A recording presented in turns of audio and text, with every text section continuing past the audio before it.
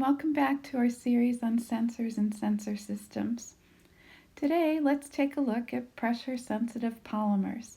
And pressure-sensitive polymers are very popular for making and manufacturing force-sensitive resistors or resistances. FSRs have a resistance that decreases with applied stress, force, or pressure. Let's just take a brief look at how these pressure-sensitive polymers work. They basically consist of two different things, two different types of particles or materials. One are small, very small, sub-micrometer electrically conducting particles, and they are suspended in an insulating matrix. And that insulating matrix is not surprisingly polymer, and it is selected so that it provides structure and can separate these conducting particles that are going to be involved in creating resistance that decreases with applied stress. There are two different types of pressure-sensitive polymers and two different mechanisms by which resistance changes with applied stress. By far the most common is going to be that dominated by quantum tunneling, which we'll describe in detail in just a moment. But when quantum tunneling dominates the response of the pressure-sensitive polymer, when we apply stress, pressure, or force, the resistance actually decreases with increasing applied force. When percolation dominates the behavior of the conducting pressure-sensitive polymer, what we get is resistance that actually increases with applied force. And we don't use that effect very often with pressure-sensitive polymers and corresponding sensors, so we'll just briefly discuss that at the end of this lecture. So the most simplest form of pressure-sensitive polymer used for sensing itself is to put two electrodes that make contact with the pressure-sensitive polymer on top and bottom of the polymer matrix. And when we do that and the structure is symmetrical, we get three different resistances that are involved in the sensing process itself. The contact resistance is the resistance that occurs between the conductive electrode, usually metal, and the pressure-sensitive polymer. And we call that the contact resistance, and since there are two of them in a symmetrical structure, we just assume they're very close to each other, and we can combine them to get this term 2 times R sub C, or the contact resistance. The resistance of the rest of the structure is controlled by what's going on in our insulating polymer matrix that has all these little conductive particles in it that can be used to create a sensitive sensor that responds to pressure, stress, or force. And we're just going to call that resistance for the moment R bulk. R bulk is a combination of many different little resistances that are going on in the polymer matrix itself. And let's dive into what that means. But first, we're going to take a look at what happens with the contact resistance. It's the easiest process to understand, and although we don't have a theoretical relationship that relates the contact resistance to applied stress, we can get a good feel for how it works. So typically the surface of the polymer matrix as well as the electrode are quite rough, so contact between them isn't perfect, and there are not a lot of conductive paths between the conductive electrode, usually a metal, and the underlying polymer matrix. But when we start applying a stress to the pressure-sensitive polymer and to the electrode, what we see is that the two materials get squished together and we start to see more conductive paths. And these conductive or contact paths increase even more as our stress gets a lot bigger. So as we apply stress, we squish the materials together, there's better contact between the electrode and the underlying polymer matrix, and essentially the contact resistance goes down. Now we can make an equation out of that, but we can't do it from theory because we don't understand the theory well enough. But this empirical relationship shown here on this slide is good enough to understand what's going on and to simulate and quantify it when we need to. So there are two different terms here. One is what we're used to seeing in any sensor, a baseline. So our particle is the baseline resistance. It's the resistance that's there no matter what. And we can't go below that resistance no matter how much stress we apply to the contact resistance and the pressure-sensitive polymer structure. The other component is that which is sensitive to stress. And it's sensitive to stress via some resistance that is vulnerable to stress, which is our numerator, and the applied stress to some exponent alpha that dictates empirically how much the resistance is going to decrease with increasing applied stress. So intuitively we understand this whole squishing process as we increase the applied stress. Empirically we can describe that in mathematical form using this relationship, and together those give us enough information to understand how the contact resistance is changing as we apply stress to the polymer structure. And what we have now is a contact resistance that's an inverse function of the stress to some exponent alpha, which depends on the roughness of the material in both the contact layer, the polymer, and many other different effects that are captured empirically in the denominator here, sigma to the alpha. Now, to understand the pressure-sensitive polymer itself, let's take a step back and take a look at what would happen if we put a semiconductor right next to an insulator. Well, we know from semiconductor theory that the only way an electron is going to get from here, the semiconductor, to the other side of the insulator is going to be if it has enough energy, if it's all the way up here at the conduction band energy of the insulator. So classical particle mechanics will say the only electrons that get across the insulator are those that have enough energy to sit all the way up here at the conduction band energy of the insulator. Now the problem is electrons are lazy, so most of them are sitting down here at the lowest level, energy level in the conduction band, our energy gap here where there are few to no electrons. And the number of electrons that are actually energetic enough to just walk across the insulator barrier is extremely small. That's why we have typically no current flowing from the semiconductor through the insulator in all of our contemporary devices like metal oxide semiconductor, transistors, and MOS capacitive structures.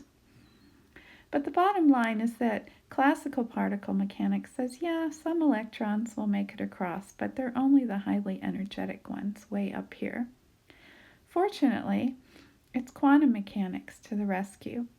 Classical mechanics says only these electrons will make it all the way through, but quantum mechanics is going to tell us that even some of these electrons sitting way down here at the edge of the conduction band, they can do this thing called tunneling right through the insulator.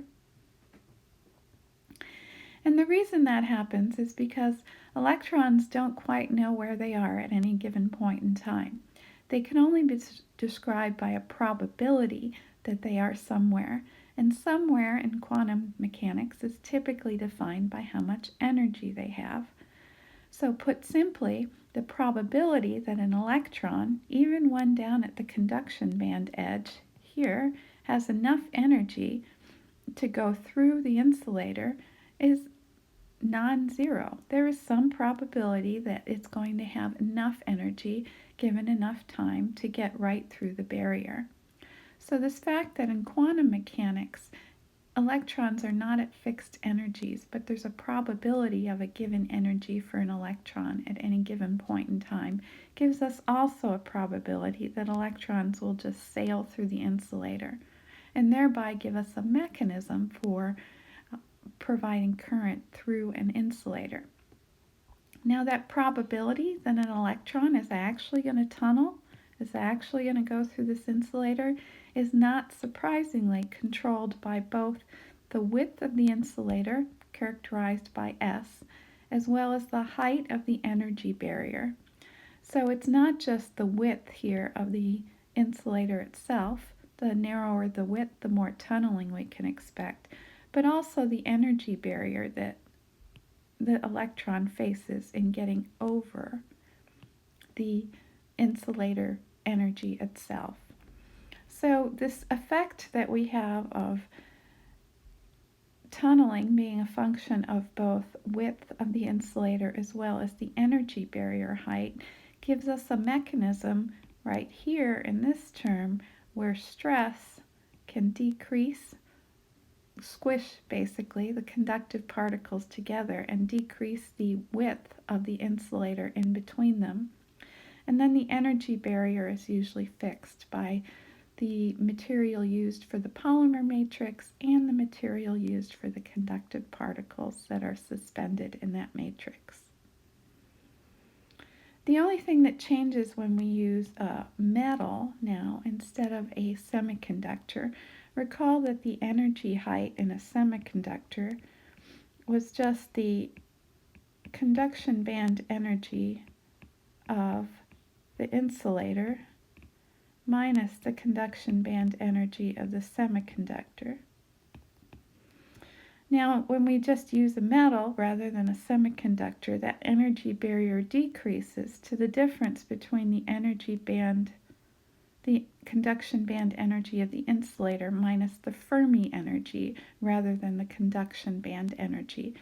Metals don't typically have conduction band energy, so we use the Fermi energy. So that gives us the bottom line and how this insulating conductive polymer matrix magically becomes sensitive to applied force and stress.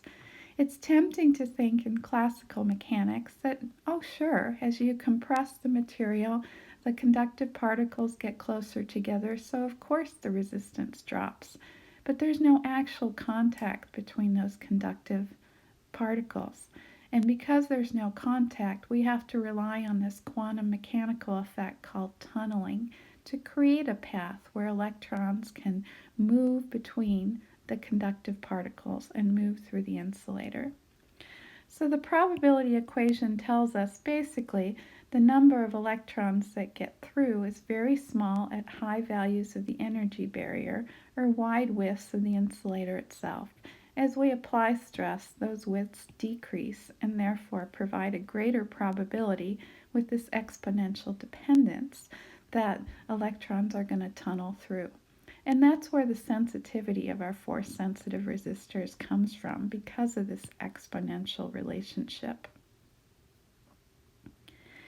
Now, we can apply quantum mechanical relationships and mathematics to figure out exactly what's going on here and come up with the resistance of the polymer as we apply stress.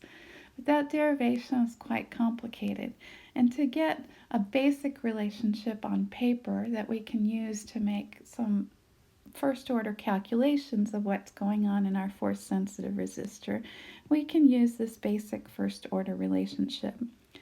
There's nothing earth-shattering about this equation. What this equation says is, as we have more and more conductive paths between our electrodes and the pressure-sensitive polymer, those are expressed by S here, increasing number of S. We have 3. We have more paths, there are more resistances in parallel, and the resistance, of course, decreases. What this equation also tells us is that we have to consider the resistance of each particle. So if we have 2 particles here, we have 2 particle resistances in series. That's this term. We also have to consider the resistance of the matrix here. And the resistance of the matrix, the total resistance is going to be a function of the total number of particles that we have going between electrodes in this whole sensor structure. So the more paths we have, basically the thickness of the matrix and the manufacturing of that matrix, the more paths we have, the more resistance we have. The more conductive paths we have, the less resistance we have, and so on. This is an empirical relationship. L, R, M, R particle, and S can all be determined via quantum mechanics and estimated that way, but that again is beyond the scope of this discussion. Now, we talked way early on about these two different regions, and we focused on the dielectric or the insulating properties of the polymer. And that's when we don't have a lot of conductive particles or the filler concentration is low, then we operate in this dielectric or insulator regime. And the important part for sensors is that in this insulator regime, the resistance decreases with increasing applied force, pressure, or stress due to this quantum tunneling effect we've talked about. But if we keep increasing the number of conductive particles, we can actually make the polymer start to act like a conductor. And in that region, as well as the transition region, what happens is the resistance actually increases with applied pressure or force. Now, that is also outside the scope of this discussion, but suffice it to say that most FSRs operate in this dielectric or insulating region where we have a resistance that decreases with applied pressure, force, and stress. So that's a very brief introduction to pressure-sensitive polymers. It's a whole field of research and development, but the bottom line is that we know through this quantum tunneling effect in quantum mechanics, we can get a resistance that is extremely sensitive to applied force, pressure, and stress, and that gives us the force-sensitive resistor and the ability to make devices not only that are highly sensitive to applied forces, but also can have a very wide dynamic range. So that's it for pressure-sensitive polymers today. Thanks so much for joining us, and we hope you'll join us again soon.